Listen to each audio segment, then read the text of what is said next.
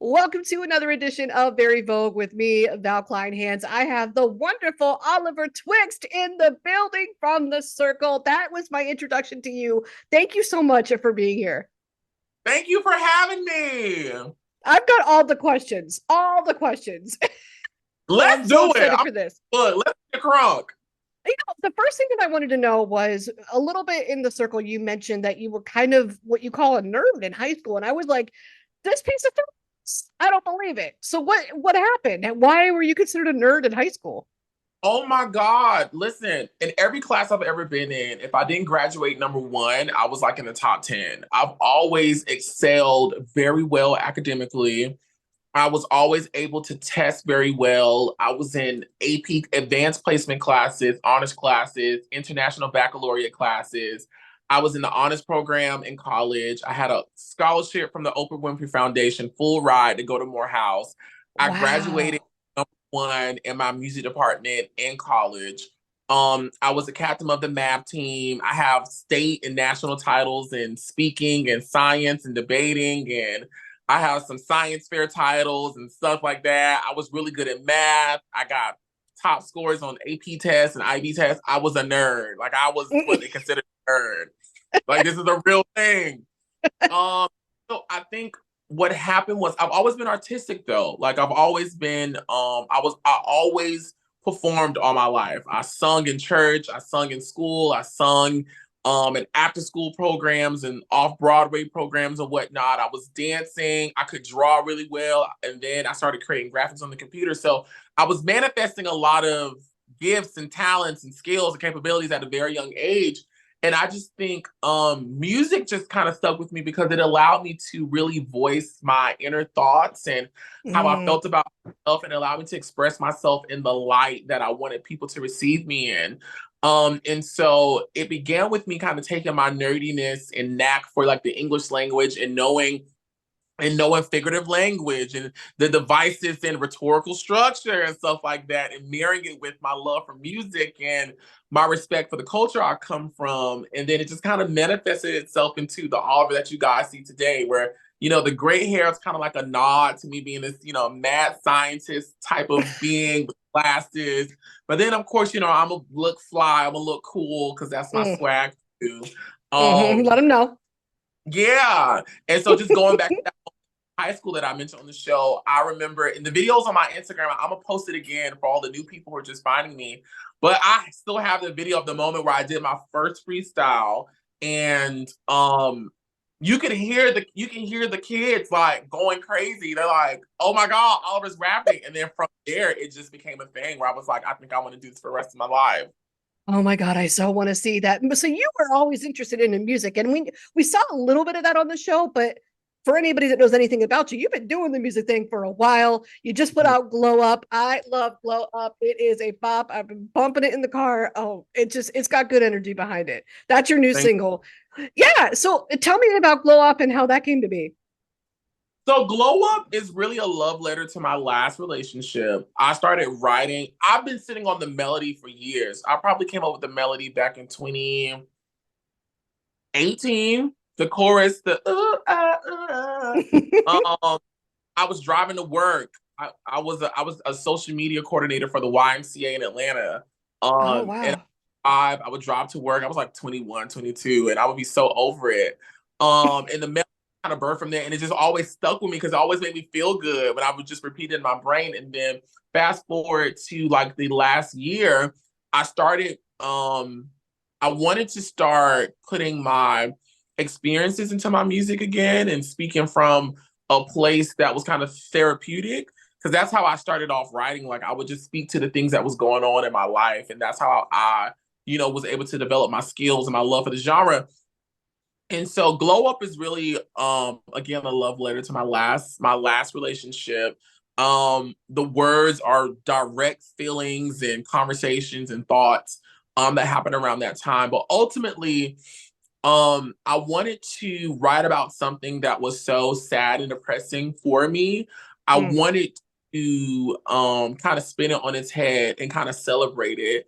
for the lessons learned, the experiences had, and the preparation it gave me to move forward in life in a bigger and better way, hence the glow up. And that's what you call it. That's what you call it when that happens. Let them know. Well, Yeah, so there was a keyboard I noticed in your apartment. Was that your just a keyboard you brought from home, or was that just that something for fun? was what I brought from home. You're the second person who noticed that. That was a keyboard I brought from home. So did you write anything while in between the challenges in the circle, or Oh my God. Okay. I didn't realize you guys paid attention so much. So, yes. So, there is a rap verse, and it is on a song I did with another career rapper. I don't even think he knows. I need to call him and tell him that he has one of the 1 to 2, maybe 3 songs I wrote while I was in the circle. It's a song called Flows and White Toes by Dre Sean featuring Oliver Twixt, of course. And that whole verse I actually wrote while I was in the circle. I started writing it before I entered one day when I was going like on an excursion or whatnot. And then I Mhm. finished it when I actually got into the game. Oh, okay. So, and you obviously always wanted bigger and better for yourself. You wanted to be elevated. You wanted to be out there, loud, proud. This is me. I love to put that creativity out there. Was joining the circle and deciding to audition for the circle or be part of it, was that kind of part of the plan? You're like, oh, I want to be on this so I can put myself out there, or was this just something fun you wanted to do? No, the circle was definitely a part of my plan to elevate my persona, elevate my platform, my the whole Oliver Twix experience.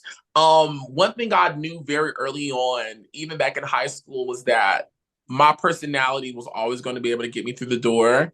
Mhm. Um, I knew I had like a very unique personality that people gravitated towards and that people found, they found funny or they found refreshing or they found something joy and they enjoyed me. And I always knew if I put my personality first, that would make it palatable for me to introduce everything else. I can introduce my music, I can introduce all these other cool things because people like talking to me to Mhm. begin with. And so I've always had a fetish for reality TV. A lot of my content before I Yes. on the circle, I went viral during the pandemic for covering America's Next Top Model and talking to the contestants from America's Next Top Model. I actually had the chance to speak to Tyra one-on-one for like 30 minutes. It's all on my YouTube. And so um I forgot why I just mentioned that. I just always knew that my personality was going to be able to. Oh, I'm sorry. Right. I've always loved American reality television, and so Mhm. I always wanted to be an American reality personality that appeared on a television show because I just always thought it was so cool. Like I remember everybody who was on American Idol. I remember everybody who was on Top Model. I remember everybody Yes. who Labor of Love and all these other shows, and so Oh my God. part of that. I just wanted to be a part of that diaspora, being someone that competed on a competition show. I would like to take a moment to thank you for doing a public service as to finding out where these top model contestants are now, because I did do a deep dive into it. And I saw that you talked with Tiffany from, I think it was Cycle 4. And I had always wondered, like, because I never saw that she got a chance to respond to the whole "we're all rooting for you" moment that like everybody knows. It's so iconic. And you gave her a chance to kind of respond to that or talk about what happened after the fact. Did you think that it was okay for Tyra to like come at her that way to begin with? Do you think that was warranted? You know, I come from the practice of I wasn't there to experience it, so I can't say what anyone should have done or not. I think people should be treated with respect. I think people should be treated with the same respect you want for yourself. I don't think people should be placed in positions where they are being belittled or they can't fend for themselves or they have to hold back who they are out of fear of the reaction of someone else. I don't think that's right. But I wasn't there to see everything that happened. And even when I spoke to Tiffany, she was like, Tyra should have been cussed me out, or Yeah. said that. So I can't speak to whether or not Tyra should or should not have done that. I don't think anyone should be yelled at. I don't think another adult should be yelled at. Yeah. Ultimately, maybe a more healthier way. to talk about it. Maybe. I don't know, but I will say, as someone who loves the show, it was hella entertaining. Oh yeah, it was iconic. We all remember that moment, even oh God, almost 20 years later, kind of Yeah. ish. I can't believe it's been that long sometimes. So I wanted to ask you, when it comes to the circle, I know you came into season 5 later than the most of the other contestants. Right. What happens when, are you just kind of waiting in the wings for your chance to jump in? Do they have you in the area ready to go whenever they say, okay, enter Oliver? What happens when you come in late like that? So yeah, so they have us secluded all around the city, spread out so we don't run into each other. We're with the chaperone, and basically you're really just waiting on the phone call to find out if you've even made it. Um, Mm. I know a lot of contestants in the past, like Courtney, I've heard him say in interviews, revealed that the circle flies out more people than they need to Manchester because the final decision isn't made until you're actually there and they turn in your player profile video to the network. And then the network then from there decides on who they want to go with. And so you're literally in seclusion, waiting for the phone call to say you've made it and you're going in. I will say when I did get the phone call that I was going in, I did not have a lot of time to get my shit together. Yeah. They called me literally the day of that it was happening, and I had to get it together like quickly, very Oh, so quickly. were you already in Manchester? Yes, Or I was. Yep. okay, so they had you already there. So it wasn't that inconvenient. Like I can imagine like traveling across the pond and try to I'm do that. Yeah. people that traveled across the pond and didn't make the show. Yeah, that would be we don't have time for that. No. Yeah. Well, so you flirting with Chaz was truly a work of art too. That was one of my favorite parts of the whole season. And he blocks you. I was like, oh my goodness. So I just want to know. I mean, I know y'all worked it out. You're good friends. Did you ever get drinks with him and his fiance after? I met the fiance just yet. His fiance actually knew who I was when he brought home the pillow. He was like, Oh, "That's Oliver." He's like, "That's Oliver Twixt. I know him. Like, I've seen him on social media and on TV before." And they told me, that interesting conversation about, what had happened. But I haven't met his fiance in person yet. But I saw Chaz, of course, in LA a couple of weeks ago when we all convened for the rap party in Los Angeles. And it was fun. It was fun being back in the presence of Chazzy. yeah. Tell me about the party. What were some of the best moments? Ooh, child. I Oh, may or what you my can say. card, my circle card may get revoked if I say out. Let's just say it was a fun time. Let's Okay. Oliver. I'm pretty sure everyone there with two eyes probably would say that Oliver had a good, fun, interesting, dynamic time. Mm. Had a little bit of bubbly, had a little bit of good time. I wasn't the one who was drinking. Mm. Because when I go out and I'm working in those type of sets, I try to try to keep up. I try not to have too much fun. I try to still be on my what is it, my P's and Q's. But Mm. I would say there were people having way more fun than I was, and they wanted me to have way more fun with them. Oh, and you were like, we do not, this is a boundary, do not cross. Ooh, child. Well, so I also wondered this because you and Chad had this in common. Did you ever have any conversations with him about representing the Black LGBTQ community? And what an honor. I mean, that really is. After the show, yes, we did. Yes, we did. After the show, we did. Yes. And were you both just blown away by the fact that you got the opportunity? I think jointly, him and I were really excited for the hot tub scene because Yeah. that, we as queer people of color, especially, thick boys like me, eccentric feminine boys like me, you know, short boys like, well, Chad's not really short. Actually, Chad's actually got a little tall since the last time I saw him back in when we filmed it.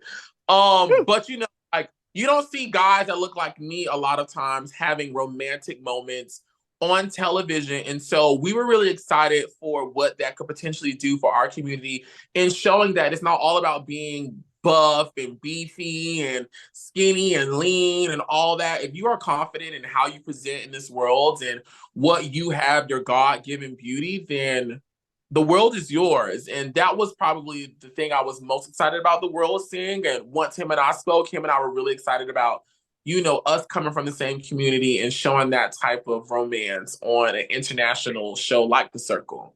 Yeah. How would you like to see that portrayed, that representation going forward in other TV shows? And do you think it's important to do that? I think it's really important to do it because, TV is really the world's litmus test on how close to success or beauty or being in style and trendy that they are in their real life.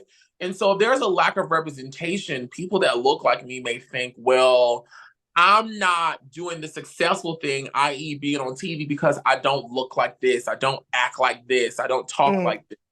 And so I do think having more personalities like myself who are eccentric, who are one of a kind, who are feminine, who are androgynous, who are different, who are a walking juxtaposition, I do think that does allow more people that look like us to be more confident in themselves, to be more confident in their skills and their dreams and their aspirations.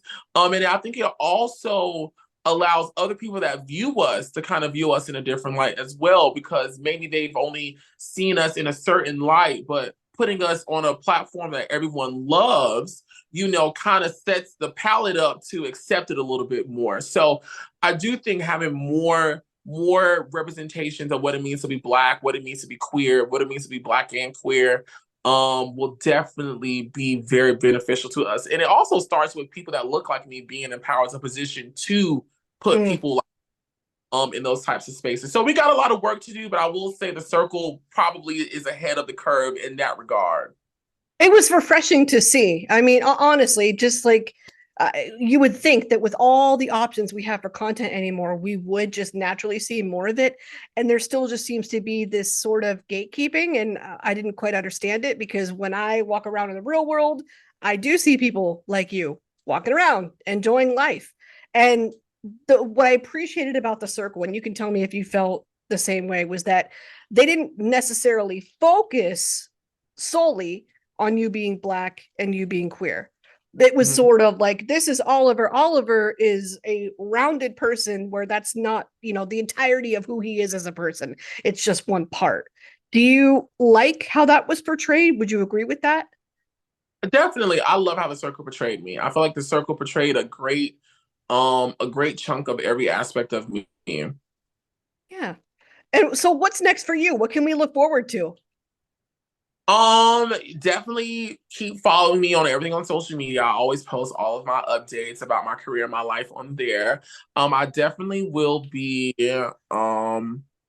in spaces and places where you can see me and enjoy me. If you enjoyed me on The Circle, while it may not be as big and as what is it, flamboyant as a circle, there are other things that I will be doing that you will get a chance to see that gives you the same dose of Oliver that, you like. But I'm excited about working on some projects, some film projects, TV projects, music projects, social media projects. We're just in the space of creating and curating, trying to really take advantage of the blessing Netflix has been to me, and trying to push it forward.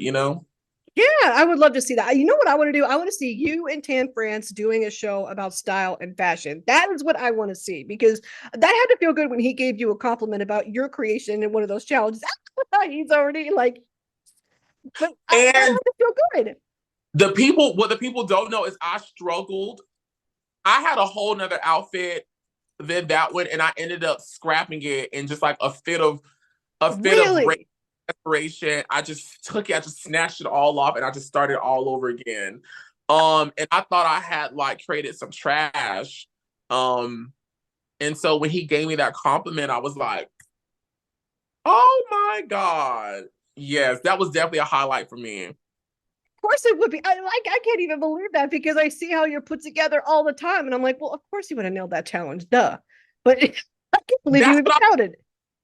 But then I quickly learned there's a difference between picking out clothes that's already made and actually making them. It's a big And difference.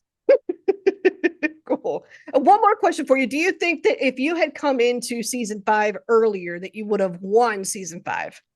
Yes. Let them know. That's right. That's what we want to hear. Well, Oliver, thank you so much for your time. We still cannot wait for more to come from you. I love Glow Up. Thank you for being here. Thank you so much. I had so much fun.